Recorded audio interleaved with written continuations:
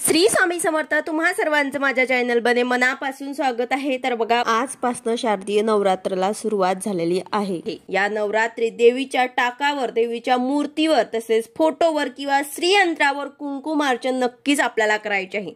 कुंकुमार्चन म्हणजेच काय तर कुंकू आपल्याला अर्पण करायचं आहे। आपल्या घरात लक्ष्मी राहावं, प्राप्त लक्ष्मी स्थिर होण्यासाठी, अखंड लक्ष्मी प्राप्तीसाठी, कुलदेवीचा आशीर्वाद राहण्यासाठी, घरातील सर्वांची प्रगती होण्यासाठी कुंकुमार्चन अवश्य आपल्याला या 9 दिवसांमध्ये करायचं आहे।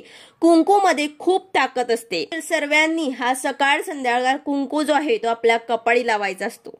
नवरात्रीमध्ये देवीच्या मूर्तीवर, देवीच्या फोटोवर किंवा श्रीयंत्रावर कुंकुमार्चन आपल्याला कसे करायचे आहे आणि का करायचे आहे, त्याचे काय फायदे असतात, ते केल्यामुळे काय बदल आपल्या आयुष्यामध्ये होतात, त्यांचे काय लाभ होतात, त्याचबरोबर आपल्याला 9 दिवस देवीला 9 अर्चन सुद्धा करायचे आहे। तर याबद्दलची संपूर्ण माहिती मी तुम्हाला आजच्या व्हिडिओमध्ये सांगणार आहे।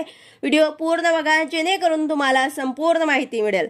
जर तुम्ही चॅनलवर नवीन असाल तर चॅनलला सबस्क्राइब करायला मात्र विसरू नका आणि व्हिडिओला लाईक करायला मात्र विसरू नका। तर बघा कुंकुमार्चन का करायचं असतं, तर आपल्या घरामध्ये माता लक्ष्मीचा वास राहावा, प्राप्त लक्ष्मी स्थिर राहण्यासाठी, अखंड लक्ष्मी प्राप्तीसाठी आपल्याला कुंकुमार्चन करायचं असतं। कुंकुमार्चन करणं म्हणजे काय तर अर्पण करणं म्हणजेच वाहनं। श्रीयंत्रावरती किंवा देवीच्या फोटोवर आपल्याला कुंकू व्हायचं आहे, म्हणजे कुंकुवाचं आपल्याला अर्चन करायचं आहे। यामुळे कुलदेवीचा आशीर्वाद आपल्याला मिळत असतो। कुलदेवीचं जे कृपाछत्र आहे, संरक्षण कवच जे आहे ते आपल्या घराभोवती राहतं। आपल्या घरातल्या सर्वांचंच भलं होण्यासाठी त्यांची खूप आपल्याला मदत होत असते। कुंकुमार्चनचा जो कुंकू असतो त्यात खूप ताकद असते। बऱ्याच लोकांना त्यांचे अनुभव सुद्धा आलेले आहे। ज्यांच्याकडे अजूनही श्रीयंत्र नसेल किंवा कुलदेवीचा फोटो किंवा टाक नसेल, त्यांनी आवर्जून या नवरात्रीमध्ये आपल्या घरामध्ये स्थापित करायचं आहे। कुलदेवीचा फोटो किंवा टाक घेऊन या आणि आपल्या घरामध्ये घटस्थापना करू शकतात। त्याचबरोबर देवीच्या फोटोवर ते कुंकुमार्चन सुद्धा करायचे आहे। यंत्र जर नसेल तर ते सुद्धा तुम्ही आवर्जून आणून त्याची स्थापना आपल्या घरामध्ये करू शकतात। लक्ष्मी आई आपलं घर सोडून कधीही जात नाही, म्हणून आपल्याला हे स्थापित करायचं आहे।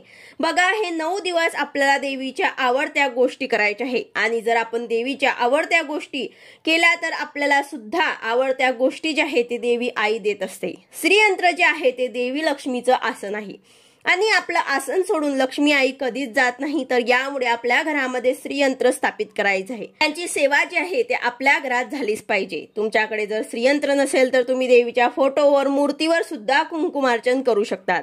आता कुंकुमार्चन कधी करायचं, तर नवरात्रीमध्ये तुम्ही कुंकुमार्चन दररोज करू शकतात। याशिवाय मंगळवारी, शुक्रवारी, लक्ष्मीपूजन, चैत्र नवरात्र, शारदीय नवरात्र, पौर्णिमेच्या दिवशी तुम्ही कुंकुमार्चन श्रीयंत्रावर ते करू शकतात। देवीच्या फोटोवर, मूर्तीवर सुद्धा तुम्ही करू शकतात। एका डिश मध्ये, तांब्यामध्ये तुम्ही श्रीयंत्र घ्यायचं आहे। श्रीयंत्रावर ते अनामिका आणि अंगठा किंवा अनामिका, त्या शेजारचे मोठे मधले बोट जे अंगठा, अशा तिन्ही बोटांनी सुद्धा करू शकतात आणि देवीच्या फोटोवर ते, टाकवरती किंवा मूर्तीवर ते, कुलस्वामिनीच्या टाकावर ते 5 बोटांनी आपल्याला कुंकुमार्चन करायचं असतं। आता अर्चन करताना श्री सूक्त 16 वेळा किंवा 1 वेळा, त्यानंतर नवार्मळ मंत्रची 1 माळ, लक्ष्मी गायत्री मंत्र, विष्णू गायत्री मंत्र, कमलात्मक मंत्र, त्यानंतर शेवटी आपल्याला नमो नमः असं म्हणायचं असतं आणि कुंकू जे आहे ते आपल्याला चिमूटभर अर्पण करायचं आहे।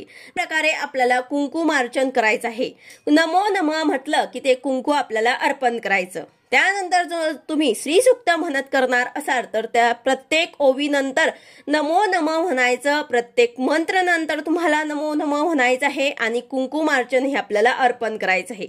कुंकुमार्चन करणं खूप महत्वाचं आहे। या 9 दिवसांमध्ये आपल्याला कुंकुमार्चन करायचेच आहे। आता हे झाले श्रीयंत्रावर ते, तसेच जेव्हा आपण देवीच्या फोटोवर किंवा मूर्तीवर करतो तेव्हा कुंकू पायावरती टाकायचं आहे आणि हळूहळू आपल्याला वरती जायचं आहे। पायावरनं टाकत मग वरती, डोक्यावरती, खालून वरती आपल्याला व्हायचं असतं। तसेच हे कुंकू आपल्याला कधी काढायचं, तर आपल्याला दुसऱ्या दिवशी हे कुंकू जे आहे ते काढायचं आहे।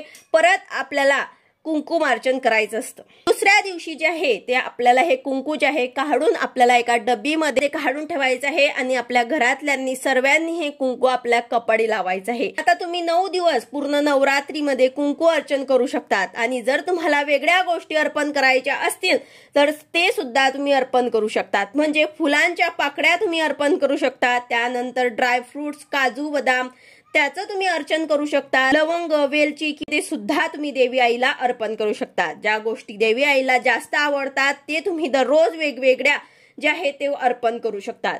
कुंकुमार्चन ही सेवा अगदी मुली पुरुष सर्व कोणीही करू शकतं। विधवा बायका सुद्धा हे कुंकुमार्चन करू शकतात।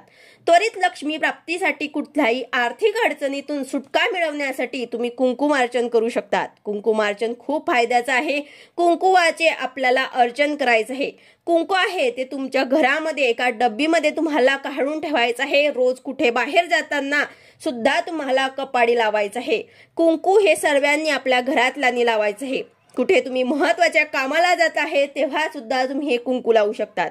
स्त्री पुरुष लहान मुलं मुली सर्व हे कुंकू लावू शकतात। याने तुमचे संरक्षण होतं। देवी आई तुमच्या सोबत नेहमी राहते। कुंकुवामध्ये खूप ताकद असते। जर तुम्ही काजू बदाम अर्पण केले तर ते तुम्ही खाऊ शकता। तसेच लवंग वेलची जर तुम्ही अर्पण केले तर ते चहामध्ये टाकून सुद्धा तुम्ही खाऊ शकतात।